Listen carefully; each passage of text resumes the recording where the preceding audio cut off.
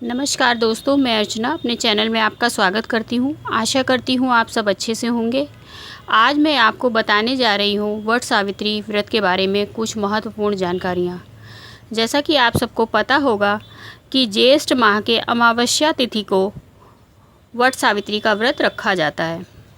इस दिन विष्णु भगवान और लक्ष्मी माँ की पूजा करी जाती है, वट के पेड़ की पूजा करी जाती है और सत्यवान सावित्री की भी पूजा करी जाती है। तो सुहागिन महिलाएं इस दिन व्रत रखकर अपने पति की लंबी आयु के लिए पूजा करती हैं और उपवास रखती हैं।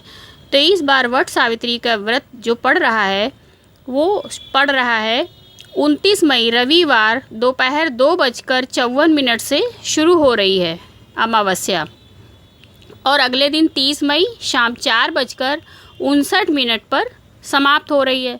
तो चूँकि उदया तिथि 30 मई को पड़ रही है, इसलिए सभी लोग 30 मई दिन सोमवार को व्रत रखेंगे। इस दिन अति उत्तम 2 योग भी बन रहे हैं। सुकर्मा योग बन रहा है और एक और अच्छा उत्तम योग बन रहा है। तो इसलिए आप लोग कोशिश करिए कि 30 मई की सुबह से ही व्रत का शुरुआत करें और संकल्प लेके अपने व्रत को आरंभ करें। इस दिन सर्वार्थ सिद्धि और सुकर्मा योग बनने की वजह से, जो कि 30 मई को बन रहा है, ये व्रत कई गुना पुण्यदायक बन गया है। क्योंकि आप व्रत करेंगे तो ये कई गुना आपके सर्वार्थ को सिद्ध करेगा। सर्वार्थ सिद्धि यानी सब प्रकार की सिद्धि देने वाला ये योग बन रहा है। तो इस दिन किया गया पूजा व्रत तप कई गुना फल देता है। तो इसलिए ये व्रत 30 मई को रखा जाएगा। वट सावित्री के दिन जो दीपक लगाया जाता है वो मिट्टी के दीपक में लगाया जाता है और उसमें 108 बाती बनाकर ही दिया जलाया जाता है। तो जो ये 108 बाती का दिया होता है, तो उस दिन कपास का यानी रुई की बत्ती का प्रयोग नहीं किया जाता है। इसके लिए आप लोग बाज़ार से पहले ही कच्चा सूत ले आइए, जो आपका ये दिया बनाने में भी काम आ जाएगा। इसको आप 108 बार घुमाकर, जैसे मैंने पहले भी कार्तिक मास का दिया बनाना बताया है, उसी विधि से आप उसको 108 बार उंगलियों में फेर कर 108 बाती का आप दिया बना सकते हैं। उसी दिए को आप दूध लगाकर हल्का सा पतला कर लीजिए हथेली में और उसको दिए में लगाकर उसी में घी डालकर आप 108 बाती का दिया लगाएंगे। बहुत से लोग के यहाँ कलश रखा जाता है, कलश पे रख के लगाते हैं, और बहुत से लोग कलश पे नहीं रखते हैं, उनके यहाँ कलश नहीं रखा जाता है, तो वो ऐसे ही बड़ के पेड़ के नीचे 108 बाती का दिया अवश्य जलाएं। इसका बहुत ही अच्छा प्रभाव मिलता है। इसी दिन शनि जयंती भी है, तो इस बार दो शुभ व्रत उसी दिन पड़ रहे हैं। हम लोग शनि जयंती को भी उसी दिन मनाएंगे और उसी दिन वट सावित्री के व्रत को भी सुहागिन महिलाएं अपने अखंड सौभाग्य की कामना से करेंगी। तो इस दिन वट की पूजा करी जाती है। महिलाएं स्नान आदि करने के बाद वट वृक्ष के नीचे सावित्री और सत्यवान की मूर्ति रखकर विधि विधान से पूजा करती हैं। अगर किसी के पास मूर्ति नहीं उपलब्ध हो पा रही है तो वो ऐपन से यानी चावल के आटे और हल्दी के घोल से भी वहाँ पर उनकी प्रतिमा बना सकती हैं। उनको बनाकर फिर उनकी पूजा कर सकती हैं। वट वृक्ष की जड़ में जल चढ़ाएं, साथ ही कच्चे सूत से वट वृक्ष में 7 बार, कम से कम 7 बार परिक्रमा करते हुए कच्चा सूत बांधा जाता है। यदि आप 7 बार से ज़्यादा करना चाहते हैं, 7 बार, 21 बार, 51 बार और अधिक से अधिक 108 बार सूत आप लपेट सकते हैं। बस एक चीज़ याद रखिए, जब आप 108 बार या 21 बार जितने बार भी लपेट रहे हैं, लपेटने के बाद उस सूत को तोड़िएगा नहीं। जो बाकी सूत आपके हाथ में बचेगा उसको वहीं पर उसी में लगा दीजिएगा वृक्ष में। इसी तरह से आप अपनी पूजा के लिए 5 तरह के फल ले जाइए, मिष्ठान ले जाइए, और आप दान करने के लिए किसी भी पंडिताइन को या सौभाग्यवती स्त्री को दान करने के लिए जो सुहाग के सामान लिए जाते हैं, जिसको सुहाग की पिटारी भी बोलते हैं, उसमें आप जितना ले जा सकते हैं, ज़रूरी नहीं कि आप सब ले जाइए, जितना आप ले जा सकते हैं। खाली आप चुन्नी ले जा सकते हैं या ब्लाउज़ का टुकड़ा ले जा सकते हैं या साड़ी ब्लाउज और पूरा श्रृंगार सब दे सकते हैं। इतना सामर्थ्य है तो आप सब दे सकते हैं, और नहीं कुछ दे सकते हैं तो खाली एक रुमाल भी ले जा सकते हैं। साथ में आप चूड़ी लगा सकते हैं। ये सारी चीज़ें पंडिताइन को दान करी जाती हैं उस दिन पूजा करने के बाद। और जो फल होते हैं और जो भी वस्त्र होते हैं वो सब एक पंखे पे रख के दान करे जाते हैं। बांस का जो पंखा आता है उस पे। इसी तरह से महिलाएं सत्यवान और सावित्री की प्रतिमा के आगे रोली, अक्षत और भीगे हुए चनों का बहुत महत्व है। जो चने होते हैं भीगे हुए काले चने, उनका बहुत महत्व है। उसको खा के ही 11 चने 7 चने खा के ही व्रत को खोला जाता है। तो इन चनों को भी चढ़ाया जाता है, तो इनको भी अवश्य चढ़ाएं। फूल, कलावा, फल, मिठाई ये सब अर्पित करी जाती है। और कुछ चीज़ें आप अपने लिए भी, जिसको आप बाद में उपयोग करें श्रृंगार की, कुछ चीज़ें आप स्वयं अपने लिए भी लेके जाइए।